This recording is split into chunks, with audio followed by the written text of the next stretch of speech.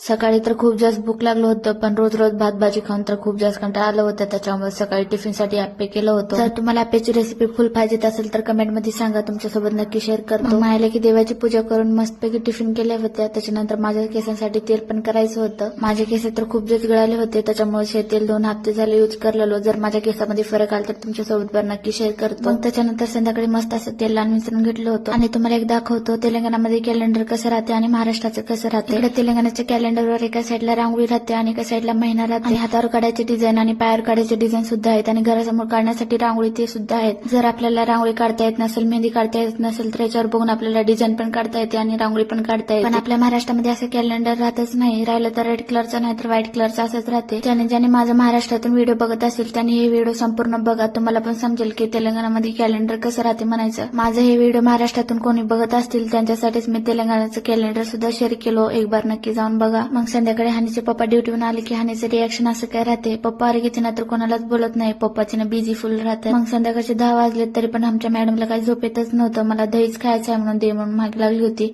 दिलं तर असं काहीतरी अवतार करून घेतली होती.